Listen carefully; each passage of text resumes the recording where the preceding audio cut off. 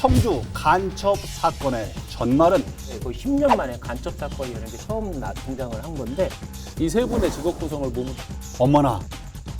그래서 그들이 포섭 대상으로 60명을 지정했다는 거 아니에요. 우리 충청도 인사들을. 비주류, 외톨이처럼 존재감이나 활동 자체가 미약했다고. 그러니까 why, 그다음에 when, 왜, 지금.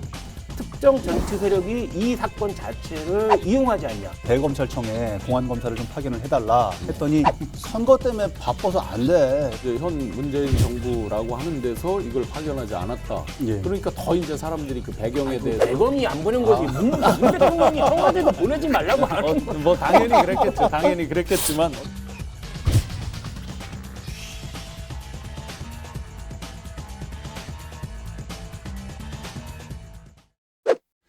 여러분 안녕하십니까. 라이벌의 불꽃 토크 대결 리얼 토크 한판입니다. 최용인 변호사님, 신용환 교수님 오늘도 함께합니다. 어서 오십시오. 안녕하세요. 안녕하세요. 안녕하십니까. 교수님 지난 한 주에 격동의 한 주를 왜요? 보내셨다고. 왜냐면요. 네. 왜냐하면 네. 아니, 국민의힘 서원 당협위원장, 조직위원장이요? 당협위원장이요? 조직위원장 다음에 당협위원장이 되죠. 아 그렇게 네. 되는 거예요? 네. 선출이 있었었는데 또 네. 결과가 기대했던 거에 또 아니요, 그 이기구도 질 때가 있고 지구도 이길 때가 있잖아요. 이미 지역 여론에 모든 답이 있습니다. 기울어진 운동장 우리 스타게 많이 얘기했잖아요. 예. 그래서 지구도 이기는 모든 건 결국 지역민들의 마음속에 답이 있다. 그 영화로 빗대서 극소수의 말하는 당원이 아니고. 야 이런 여유가. 네네.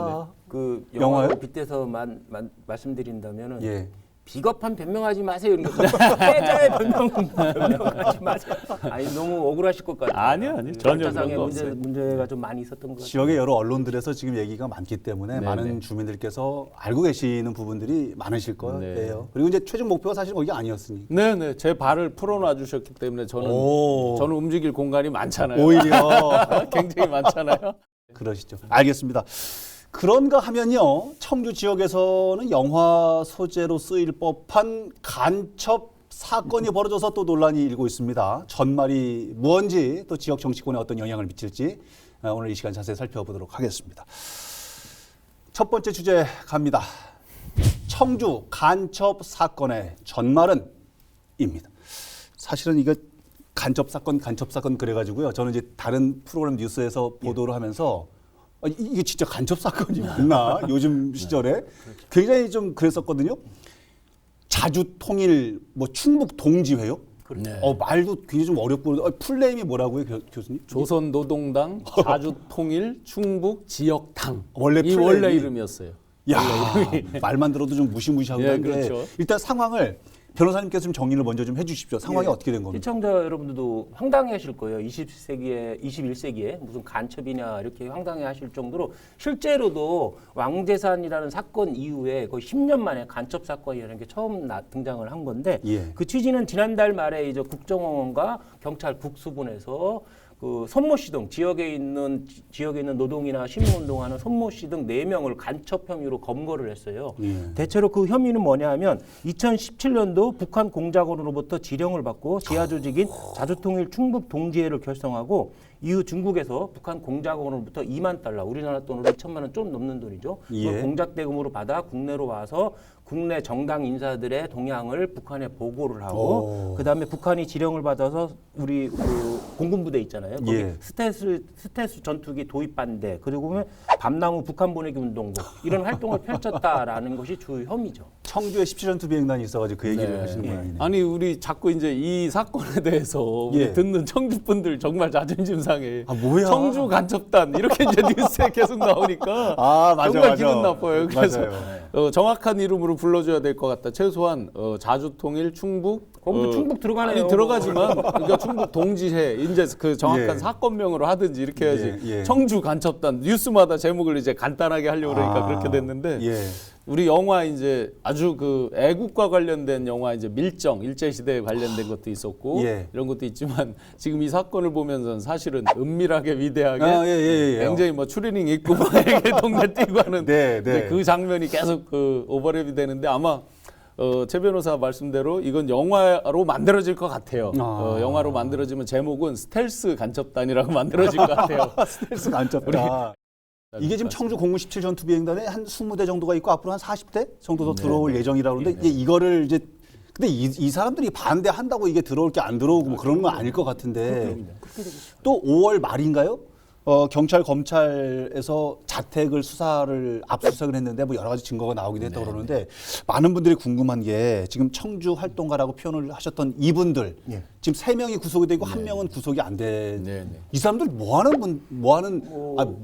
표현을 해야 돼요? 존칭을 분들이라고 해야 되나? 이분들이 대체로 이제 알려진 바에 의하면 주로 이제 시민운동이나 노동운동을 했다 이렇게 알려져 있지만은 그분들하고 같은 유의 활동을 하거나 아니면 그분들 주변에 있던 지인들 말에 의하면은 존재감이나 활동 자체가 미약했다. 오히려 주류인 시민운동이나 노동운동에서 비주류, 외톨이처럼 그런 처지였고, 그다음에 그 중에 중요한 것은 또 이제 그 인터넷 신문. 손모 씨가 인터넷 신문을 운영했다는데 실제로 저도 거기 봤거든요. 그걸 보면 개인 홍보 블로그 그 정도 수준에 좀 불과한 면도 있는 것 같아요.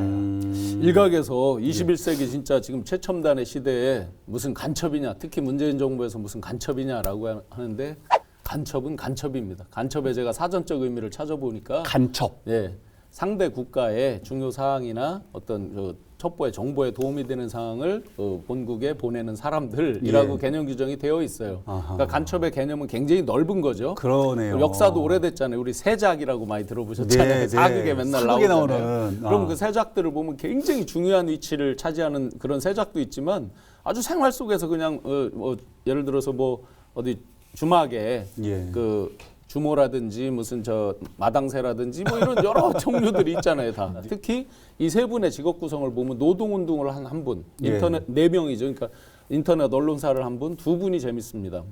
한 분이 간호사였어요. 간호사요? 청주에 이름 되면 다 아는 병원에 노동조합의 사무국장을 했어요. 또 또 한 분이 유치원 교사입니다. 어머나. 그래서 그들이 포섭 대상으로 60명을 지정했다는 거 아니에요. 우리 충청도 인사들을. 유치원생들을 포함해서 환자들도 포함하고 그들 중에 이제 병원에 근무하는 분들, 그다음에 유치원에 근무하는 분들이 실제 대상에 있었다는 거예요. 그거는 뭐 수사기관의 일방적인 주장이고 제가 볼 때는 간첩을 이제 국가보안법상의 간첩, 그다음에 찬양고무 뭐 이런 죄가 있기는 하지만은 국가보안법상에 우리가 간첩 혐의를 적용시키려고 하면 뭐냐면 북한과 유사한 주장, 내가 어떤 주장을 했는데 그 주장이 북한과 유사한 주장이 되거나 아니면 북한이 어떤 주장을 했는데 내가 볼 때 그게 맞는 것 같아.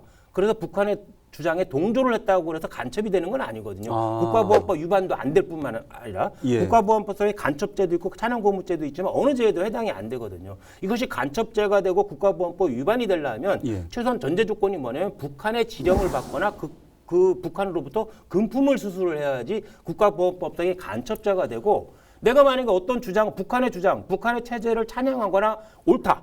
뭐 막말로 김일성이나 김정은 위대한 사람이다 이렇게 주장을 해도 이것이 처벌되려고 하면은 우리나라 국가 존립을 위태롭게 하거나 자유민주주의를 위태롭게 해야지만 처벌이 되는 거거든요. 이분들 만나셨어요?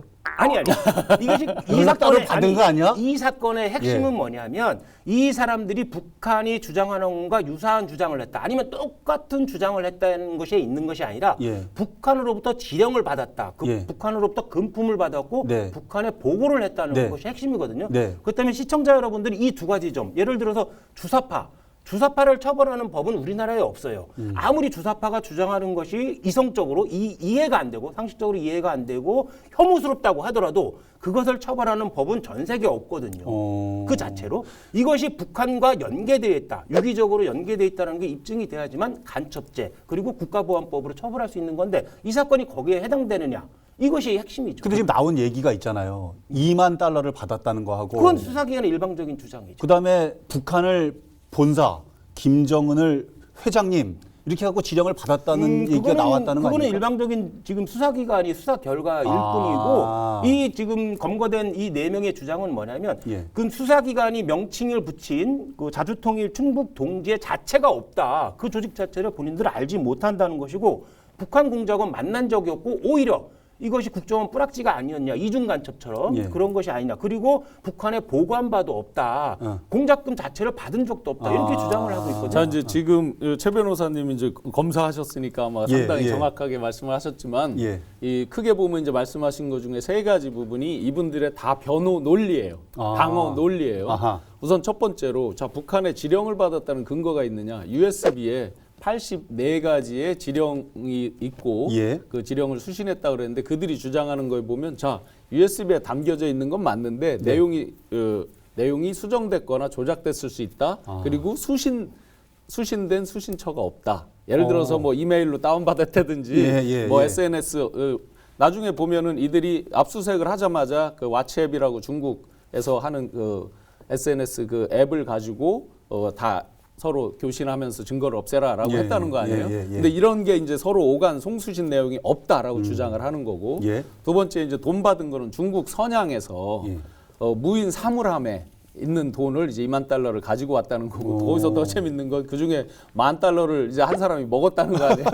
그 바람에 서로 싸움이 나가지고 거기서 소외된 사람은 일종의 자기는 탈당하겠다 벗어나겠다 뭐야. 라고 싸움이 나서 했다는 거고 예, 예, 예. 그러니까 우선 첫 번째로 이제 지령의 송수신, 그 다음에 이제 그 돈에 대한 거, 세 번째는 그러면 우리나라의 어떤 국익을 방해하기 위한 네, 어떤 네, 네. 우리나라의 국익을 해치기 위한 적극적인 행위가 있었느냐 이 부분에서 이들은 단순한 모임이다라고 주장을 한다는 거죠. 아. 이 세 가지는 정확히 법리상 맞는데 이게 다 그들의 방어 논리 속에 있습니다. 그렇군요. 아, 잠깐만요. 예. 제가 이제 신 교수님이 말씀하신 대로 예. 저는 피의자들 주장을 뭐 전달했을 뿐이에요. 예. 근데 이제 어떤 유명한 교수님이 예. 이 사건에 대해서 칼럼을 썼는데 그 첫 번째 주장이 뭐냐면 그 피의자들의 변명이나 주장을 언론사에서 이제 취재를 해서 좀 얘기 보도를 했잖아요. 네. 그 자체를 문제 삼는 거예요. 얘들은 간첩이 뻔한데 얘들 변명을 왜 듣냐 이런 식으로 말씀을 하시는데 이 유명한 교수님 말씀 중에서 거대한 함정이 있어요. 아직 이 사람들이 간첩인지 아닌지 밝혀진 바도 없고 어허. 두 번째 이들이 간첩이라도 이 사람들한테는 말할 수 있는 인권과 권리가 있는 거거든요. 그게 우리나라 이성사회, 민주사회의 이성, 시민의 기본 이성인데 이 교수님 말씀대로 이들은 간첩 뻔해. 수사기관이 간첩이라고 그랬으니까 간첩이야. 미리 정해놓고. 그리고 얘들 말을 왜 들어? 얘들이 반박하는 거, 변명하는 걸 왜 듣냐? 이걸 언론사에서 왜 보도를 하냐는데 예. 이건 민주사회에서 있을 수 없는 일이에요. 저는 왜 자꾸 무죄 추정은 맞죠. 최 변호사님이 자주통일 충북 동지의 회원 같은 느낌 자꾸 들지. 이건 변호사. 우리가 변호인이라는 영화를 봤잖아요. 예. 이건 변호인으로서 변호사의 직업을 가진 사람으로서 기본적인 가장 근본적으로 배우는 직업 윤리입니다.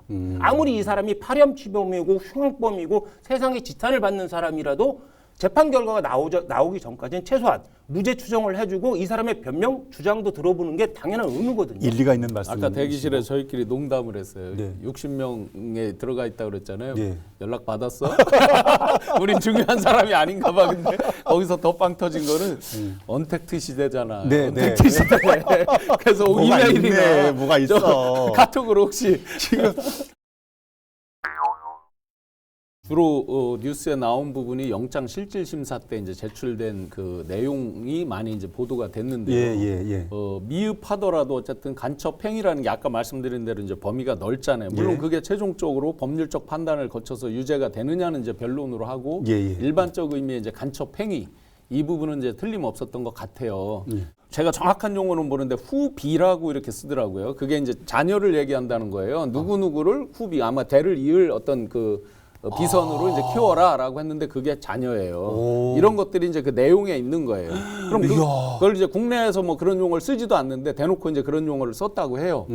그리고 이제 여러 가지 그 국내 정치 개입 이런 부분은 이제 논란이 있을 것 같아요. 예. 근데 이제 예를 들어 F-35A 이런 걸 하면서 또 다른 논란들 뭐 국내 여기 또 청주 지역에 뭐 시도의원을 끌어들인다든지 뭐 이런 것들은 이제 여러 논란이 있겠죠. 네. 근데 명백한 용어 사용이나 그들이 이제 해외에서 만난 사람이나 이런 것들을 거슬러 올라가면 2004년부터 이분들이 시작됐는데 그건 10년 넘게 이 추적을 해왔다는 거예요. 그렇게 그렇구나. 보면 단순히 예. 뭐 행위 자체를 부인하기는 어렵지 않겠나. 저는 교수님 이제 신 교수님 어법 중에서 좀 가장 이상한 표현이 지금 이상하다? 눈에 띄는 게 뭐냐면 틀림없는 것 같아요.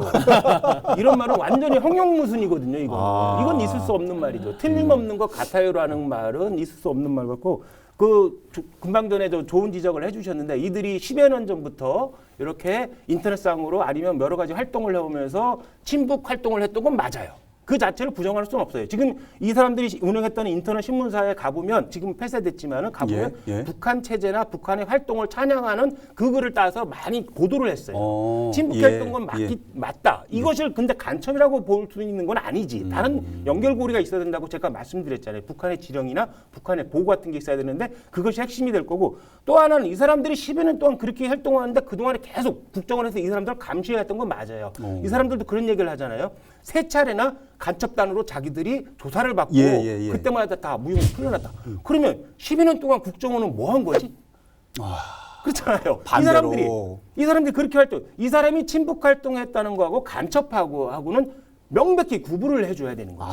그럼 이제 그 혐의점에 대해서는 앞으로 재판상에 계속 다툼이 있다는 것이고. 그렇겠네요. 저도 똑같이 계속 말씀드리지만 이분들이 친북 활동을 하는 것, 북한 체제를 찬양하고 북한의 주장을 옹호하는 거에 대해서 저는 상식적으로 이해가 안 가고 좀 혐오스럽게조차도 한 건 맞아요. 네. 다만 이 사람들이 처벌을 받아야 되냐? 이 문제는 다르게 봐야 된다. 이제 그 부분은 이제 결국 이제 법원에서 입증 책임 입증에 이제 문제 드리겠죠, 결국은. 그러겠죠. 근데 참 상식적으로 이해 안 되는 게 많긴 해요. 단순 뭐 모임이다. 이제 확신범으로 내가 이제 북한 체제를 나 혼자 찬양을 해. 예를 들어 마음속에 하는데 나 혼자 좋아서 뭘 한다. 참 요즘 세상에 이해하기는 쉽진 않죠.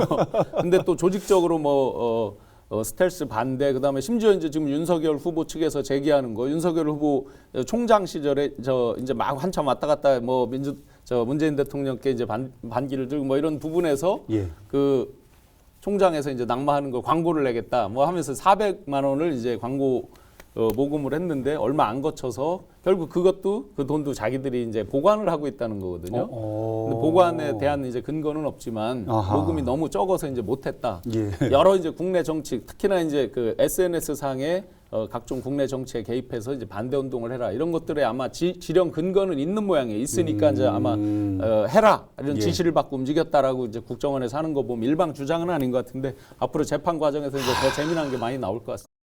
사실 지금이니까 웃고 떠들고 저희가 이렇게 얘기하고 지금 변호사님 교수님한테 여쭤보기도 하고 그러지만은 제가 초등학교 다닐 시절만 해도 간첩 사건 딱 났다 그러면 이유 여하를 불문하고 블랙홀 아니었어요? 네, 정치, 경제, 사회, 문화 할 거 없이 전부 다 그냥 이 간첩 사건에. 근데 지금 시대가 좀 달라지긴 했는데 이 간첩 사건 때문에 국가보안법 폐지 논란 또 뭐 이런 여러 가지 얘기들이 지금 또 나오고 있는 모양이던데요. 대공 수사권 뭐 이거를 과시하는 거 아니야? 뭐 이런 얘기도 있고 그래서 무슨 얘기? 우리나라 같은 경우는 예를 들어서 뭐 한국 전쟁의 트라우마도 있고 그다음에 그 이후에 군사 정권에서 주입식 교육을 받았기 때문에 간첩이라는 말을 듣는 순간에 이성을 놓는 경우가 많이 있어요. 감정적으로만 대응을 하고 집단 논리로만 대응을 하고 있는데 이제는 그런 시대가 아니거든요. 조금은 이성적으로 접근하고 좀 결과를 좀 기다려보고 그런 자세가 좀 필요한 것 같고 두 번째는 이게 시기가 대선인 만큼 시기적으로 대선인 만큼 특정 정치 세력이 이 사건 자체를 이용하지 않냐. 긍정적인 건 부정적인 건 예를 들어서 이 사건을 생성하고 증폭시키려지 않냐. 또는 역으로 이 사건을 오히려 축소시키려고 하지 않나. 이런 설들도 많이 있고 두 번째는 이게 이제 수사권 개편, 검찰 개혁과 연결되어 있잖아요. 그렇기 때문에 지금 대공수사권을 향후에 물려받게 되는 국수분에서 자신들의 능력이나 힘을 과시하려고 과거부터 묵어있던 사건을 지금 와서 꺼낸 것이 아니냐. 이런 의혹도 제기되어 있고 세 번째는 대공수사 파트가 사실상 그 민주주의가 되면서 민주화가 되면서 협소해졌거든요. 본인들의 권력이나 그 재정이나 이런 문제에 협소해졌기 때문에 이것을 의도적으로 자신들의 존재 가치를 존재의 의미를 부각시키려고 의도적으로 만든 것이 아니냐 이런 여러 가지 설들도 제기되는 건 맞는데 이 설 중에 어느 것이 옳다 틀리다라는 건 증거는 하나도 없죠. 하나도 없다. 우선 그 지금 현 정부에서 이런 간첩 사건이 나면서 why 왜 지금이냐? 그러니까 why 그다음에 when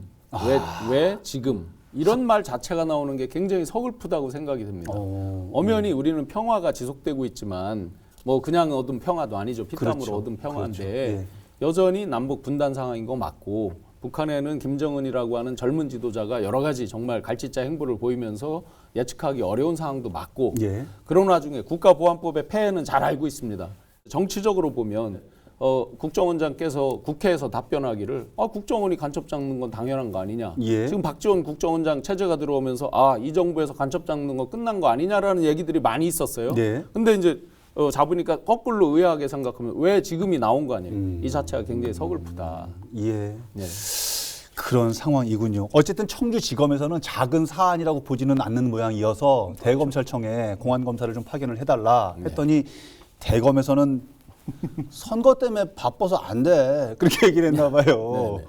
어떻게 받아들여요? 이게 이제 수사 과정상에 이제 두 가지 문제점이 노출이 됐는데 이 사건을 국정원과 국소본이 같이 수사를 함으로써 국정원은 특사경으로 검찰 지휘를 여전히 받고 있어요. 특사경이기 때문에. 예. 그다음에 일반 사격인 국소본은 검찰 지휘가 이제 배제됐잖아요. 그렇기 때문에 이 사건을 검찰 지휘를 받아야 되는지 안 받아야 되는지에 혼동을 야기됐었고 또 두 예. 번째 지금 김하나께서 말씀하신 대로 이게 이제 검사는 이제 공안통, 특수통, 강력통, 일반 형사통 뭐 이렇게 여러 가지 나누는데 예. 공안통 같은 경우는 이것처럼 안보 사건, 국가보안법 사건도 하지만은 그에 비해서 선거나 노동 사건도 취급하거든요. 예. 근데 대부분이 선거와 노동 사건을 취급을 해요. 아하. 국보법, 공안 사건 중에서 국보법 전문가가 없어요, 현재 아하. 사실. 아. 그렇기 때문에 그 거의 없는 숫자라도 중앙에서 아마 청주지검에서 중앙으로부터 도움을 받으려고 한 명이라도 파견해달라. 예, 예. 이 사건 재판까지 해야 되니까 파견해달라는데 중앙지검에서 대검에서 거절을 했죠. 왜 그러냐면 향후에 선거 관련 사범이 너무 많을 거다. 그렇기 때문에 보내줄 수 없다는데 그것은 좀 부적절하지 않나. 10년 만에 일어난 일이고 이 진위 여부가 중요한 건데 대검에서 그 전문 검사 한 명도 파견하지 거부했다라는 거는 좀 문제가 있는 것 같아요. 그렇죠. 특히나 이제 현 문재인 정부라고 하는 데서 이걸 파견하지 않았다. 예. 그러니까 더 이제 사람들이 그 배경에 대해서 대검이 안 보낸 거지. 문 대통령이 청와대도 보내지 말라고 하는 거예요. 뭐 당연히 그랬겠죠. 당연히 그랬겠지만 어쨌든 예, 예. 이게 오비일학처럼 되다 보니까 더 이제 의구심을 갖는 것인데 우선 아까 최 변호사께서 얘기하듯이 2024년이면 소위 국정원의 대공 기능이 이제 경찰로 넘어가는 거죠. 국수본으로 넘어가는 거죠. 예. 이것 때문에 이제 많은 설왕설래가 있어요. 그 파워 게임 아니냐. 특히 이제 국정원 측에서 그 담당했던 분들이 이제 걱정한다고 하는 게 이런 거죠. 중국 선양에서 무인 사물함에서 2만 달러를 받았다. 네. 그러면 경찰 같은 경우는 물론 해외 나가 있는 이제 영사 자격 나가 있는 분들도 있지만 국내 수사 아니에요. 경찰 같은 경우는. 예. 그러다 보니까 예를 들어 이런 부분에 대해서 해외에서 일어나는 공작 이런 거에 대한 대응이 현격히 떨어질 거 아니냐. 이런 것들을 우려해서 막바지 어떤 자기들 이런 세를 과시하거나 능력을 보여주거나 어떤 항의 차원이거나 이런 거에 대한 이제 설왕설래가 나오게 된 점이 있고요. 예. 그다음에 또 지금 코미디 같이 이제 일어난 거는 지금 이렇게 구속된 분들이 청주지검장 그다음에 이걸 기소한 검사를 고소를 했어요. 어디다 고소했냐면 공수처에다 고소를 했어요.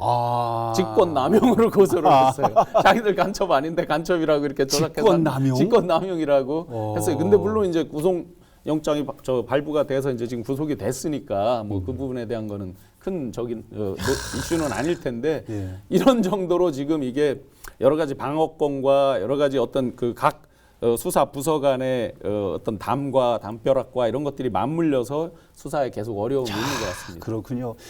한 가지 궁금한 게 예전 같으면 간첩 사건 그러면 앞서서 말씀드린 것처럼 어마어마한 막 이슈들이 막 얽히고 설키고 해가지고 하는데 사실은 80년대, 90년대 이런 사건들을 일부러 정치권에서 부추기는 것 아니냐 이런 의혹도 국민들 사이에서 많았었거든요. 이번 간첩 사건이 충북 정치권이나 정치인들의 어떤 영향을 미칠 수 있는 이런 부분도 있을까요?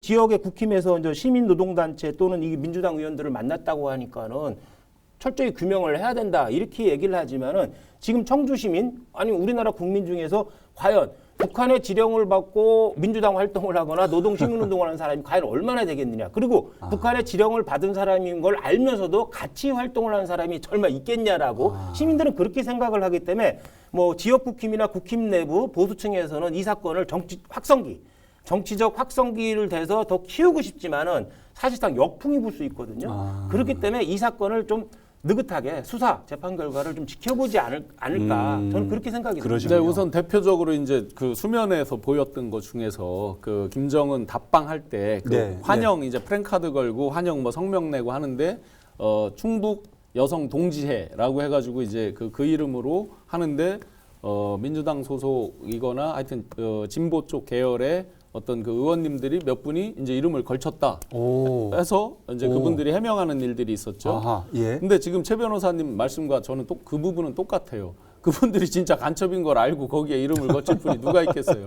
또 그다음에 2017년에 이제 문재인 대통령 캠프에 노동 특보를 했다는 거 아니에요? 예. 그다음에 2014년에 안철수 그 당시 캠프에서 뭐 실행위원을 했다는 거예요. 근데 이런 부분은 뭐 핵심으로 예를 들어 최측근이다 이러면 얘기가 다른데 예. 제가 알기로는 대선이 진행되면 최하 특보자 들어간 사람이 2만 명 이상 그 임명장이 나간다고 들었어요. 뭐 거의 기계로 찍어내듯이 한다고 엄청 하고. 많네요, 특보가. 뭐 그냥 우리 흔한 농담으로 전 국민의 뭐 특보화 뭐 이런 식으로 이제 막 한다는 거죠. 그렇게 보면 아마 그 부분을 정치적 물론 이제 정가에서는 당연히 그걸로 공격 소재를 삼을 수 있는 거죠. 결과물이니까. 예. 그런데 그 과정을 보면 서로 이제 그 부분은 옹색한 면이 분명히 있을 거다라는 생각은 듭니다. 그런데 이제 그보다 조금 더 깊이 들어갔을 때 정치에 출마를 하려고 했다. 그다음에 현실적으로 현실 정치에 진출을 해서 뭔가를 해보려고 했다. 이런 부분은 좀 더 깊이 다시 봐야 되겠죠. 난 그래. 예.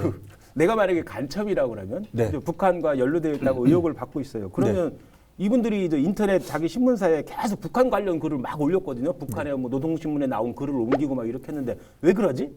금방 들통나고 잘못하면 자기들 더 의심받을 수 간첩이라면. 두 번째는 예. 저는 그래서 더 의심을 희석화시키기 위해서 윤석열 캠프에 후원금 좀 내지 평소에 국힘 당원으로 가입하거나 근데 그런 활동이 전혀 없고 오히려 더 본인들의 친북 활동을 오히려 더 과시하고 과장하고 홍보하려고 예. 그런 거기 때문에 간첩이냐 아까도 계속 말씀드렸지만 간첩이냐 주사파처럼 친북이냐 이 문제는 좀 법적으로 명확히 구분되는 거거든요. 예, 그렇기 때문에 예. 향후 재판이나 수사 결과를 좀 더 지켜봐야 되지 않나.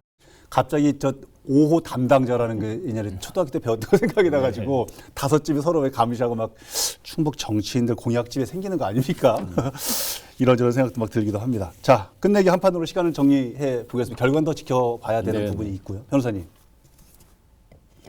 예. 모두에게 이성을, 모두가 이성을 좀 가졌으면 싶어요.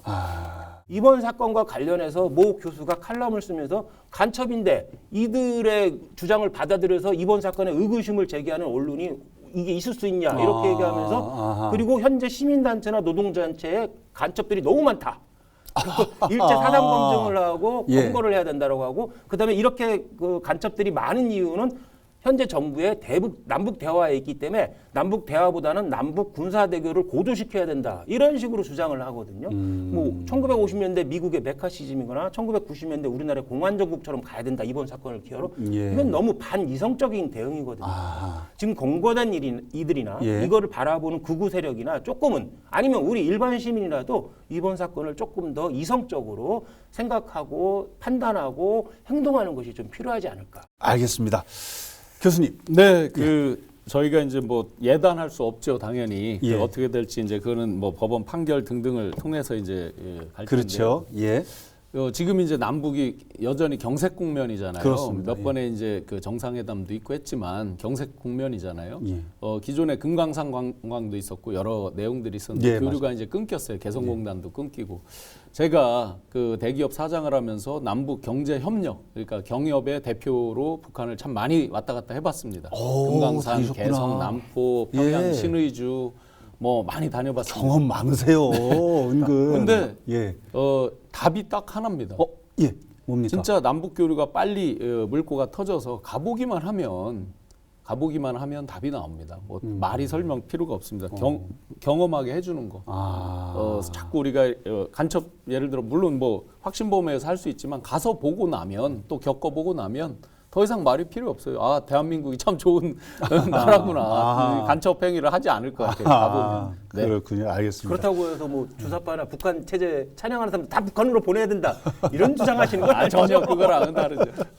알겠습니다. 자, 오늘 방송은 어떻게 보셨습니까? 다음 주에는 또 어떤 주제로 라이벌의 불꽃 토크가 펼쳐지게 될지 기대해 주시기 바랍니다. 다음 주에도 한판 합시다. 리얼톡 한판!